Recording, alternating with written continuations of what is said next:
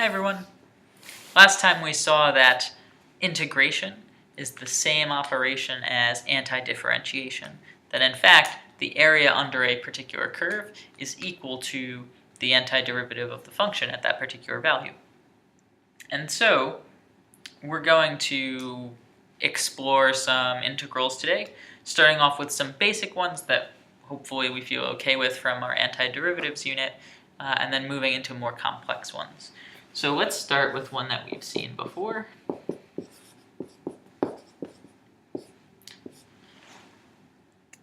With integration, just like with differentiation, if we're integrating a sum, we can integrate each term respectively. We saw this in properties of integrals. The integral of 1 over x, well, I need a function whose derivative is 1 over x, and that's natural log. So this is ln x. I'll put my x in absolute values instead of parentheses though, because 1 over x is defined for all positive and all negative numbers. So I want my original function to be defined for positive and negative numbers as well. Radical x, well, that's x to the 1/2. So I'll add 1 to the power and divide by that new power. That becomes 2/3 x to the 3/2. And I'll get my plus c as well. And you might be thinking, well, we haven't had plus c's before. And you'd be absolutely right. Because this integral has no bounds on it, that means it's asking just for the antiderivative. And we remember when we have antiderivatives, we get this plus c.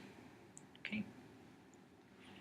If I had bounds on here, like from 1 to 2 for instance, I'd plug in 2, and then I'd subtract when I plugged in 1. And you would see that I'd get a plus c, and then I'd subtract a plus c. That's why the c's disappear. Just a reminder.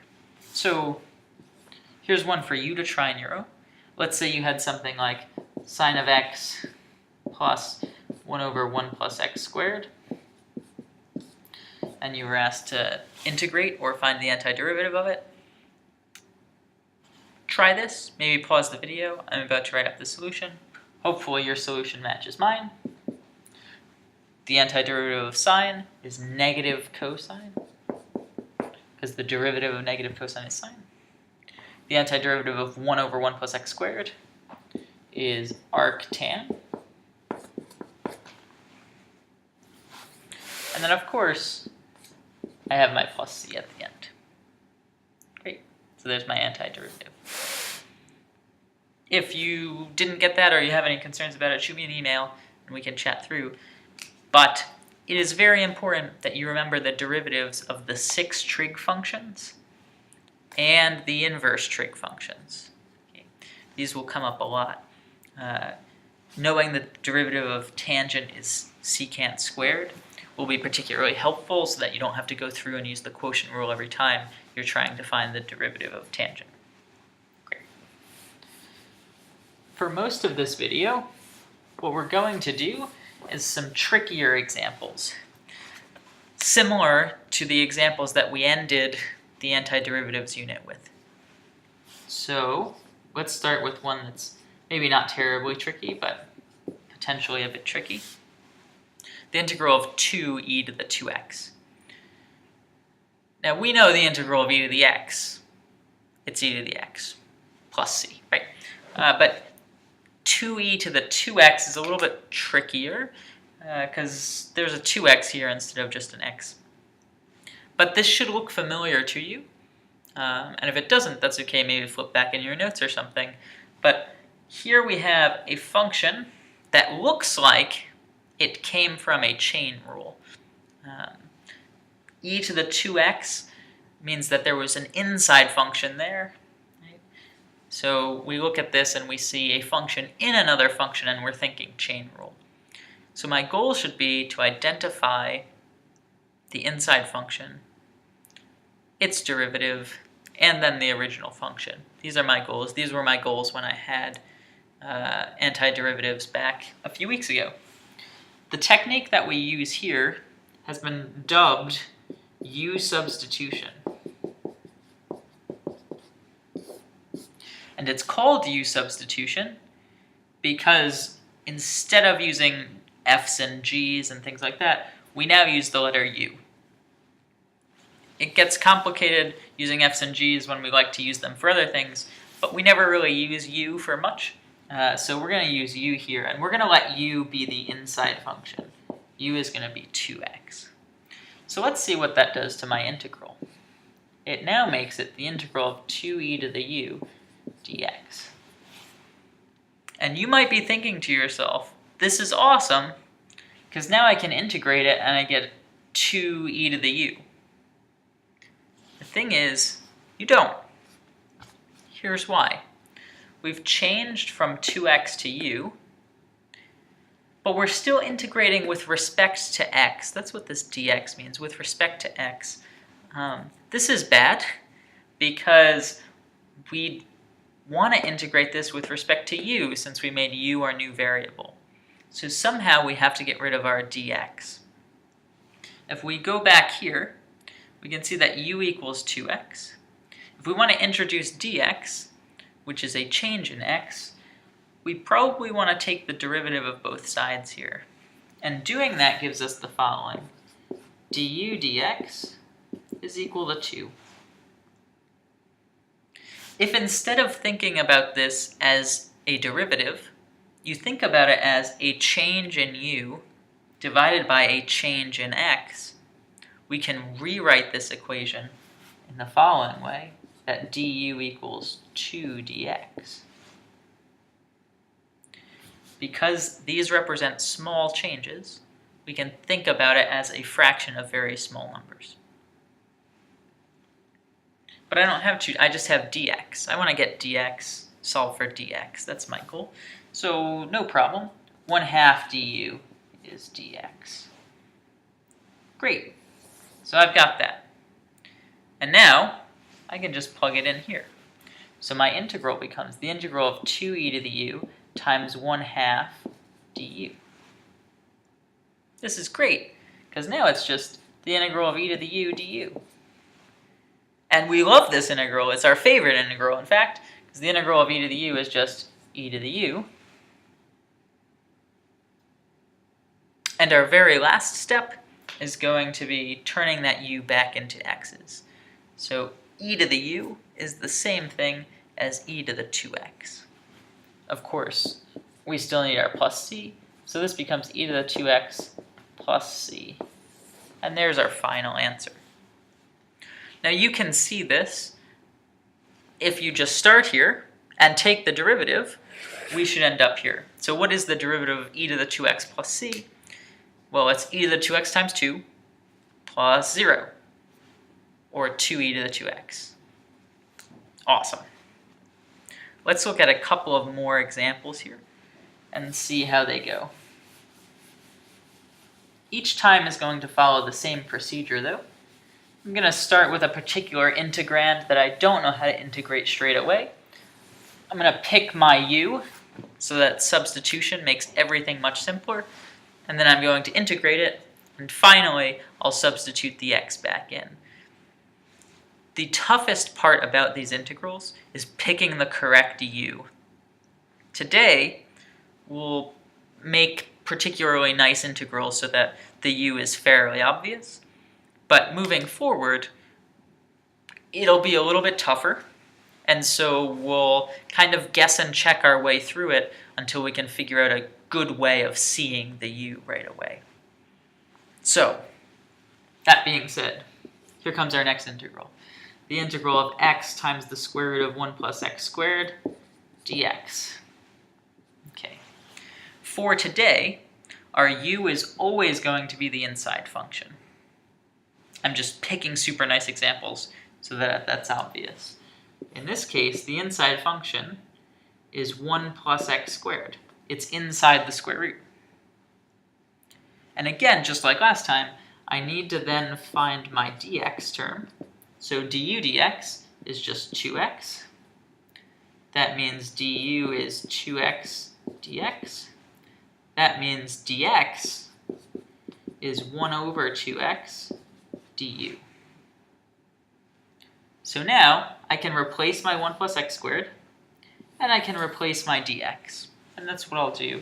This integral has transformed into the integral of x times the square root of u times 1 over 2x du.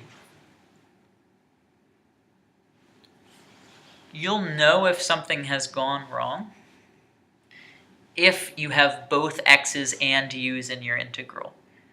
We can't integrate over two different variables. We don't know how to do that yet. So every time you do one of these problems, you should end up with just u's and a du at the end. In this case, we do. This becomes the integral of 1/2 u, and it's to the 1/2 power du. Now hopefully we remember some properties of integrals. The integral of 1/2 u to the 1/2 du. If there's a constant here, I can pull it out in front.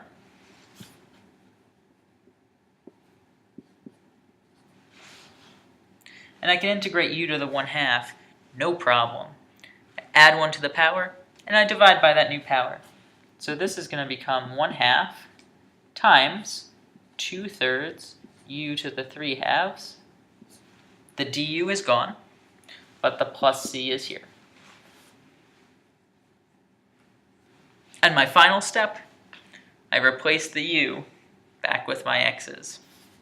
So this becomes, well, 1/2 times 2/3 is 1/3.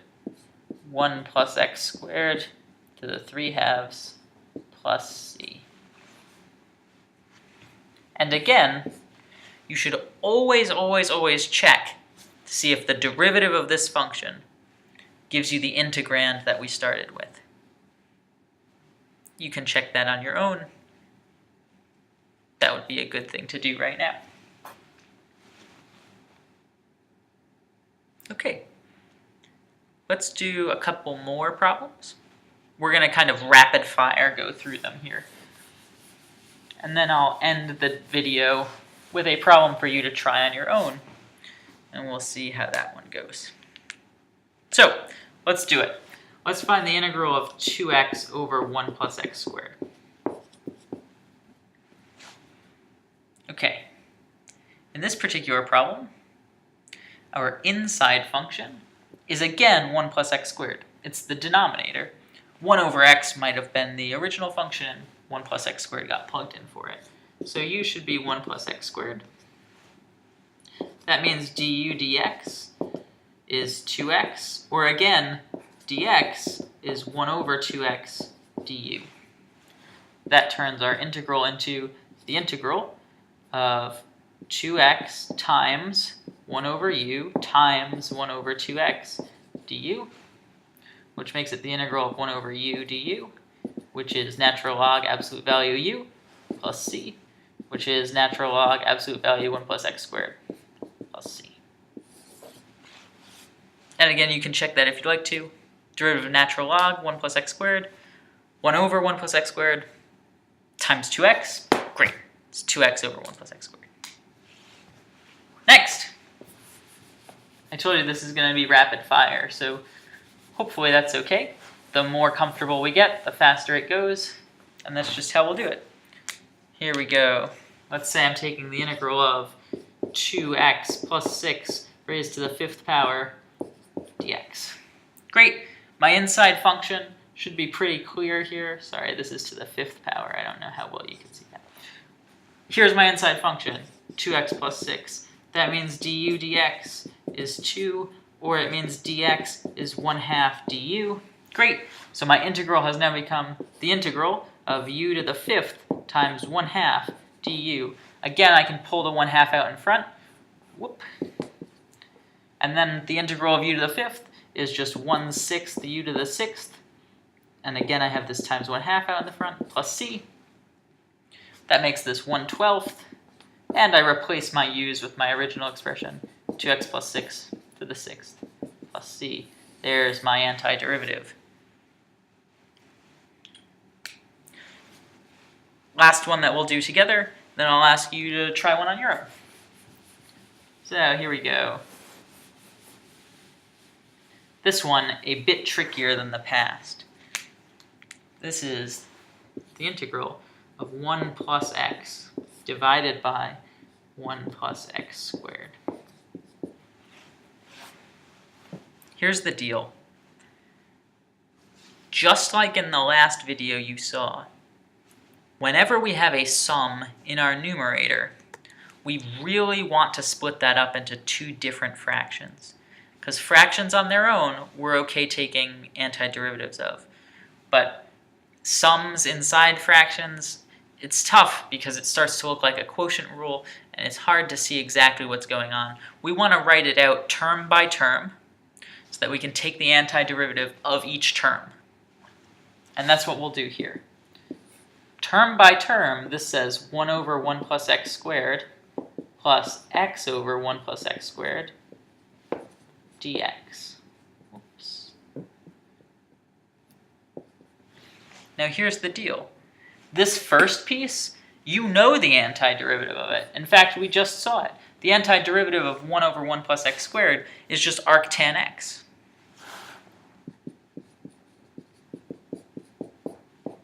But we don't know this one, at least not yet. We'll solve it in 1 second. But this first piece, I did, it's done. Plain old antiderivative. Second piece, I'm going to use my u sub that I started over here. My inside function again is 1 plus x squared. Whew, I love that today. That means du dx is just 2x. And that means that dx is 1 over 2x du. So this becomes arctan of x plus the integral. And this actually looks exactly the same as the last integral, except without that factor of 2. 1 over 2x cancels with my x when I plug everything in. This becomes 1 over u. But it also picks up that 1/2 out in front. 1/2 from the 1 over 2x du. So this becomes arctan of x plus 1/2 natural log absolute value u plus c. And then huzzah,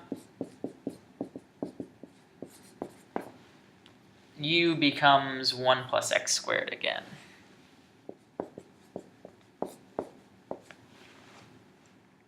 And that's my antiderivative. Cool. So, here's our very last one for the day that I'll let you figure out on your own. And I've chosen not to do any of these with bounds, but you will have to know how to do these with bounds. And we saw last video and during last class, that you could just plug in the upper bound, plug in the lower bound, and then subtract the two, making sure that you're subtracting the lower bound from the upper bound. Okay. So here's our last one for the day. Let's say I'm taking the integral of cosine x times sine cubed of x. This is going to be a u sub problem. So you're going to want to start by figuring out what your u is, and your u should be the inside function. What function is inside of another function here? From there, everything else should fall out super nicely. Thanks so much for watching, and I'll see you in class.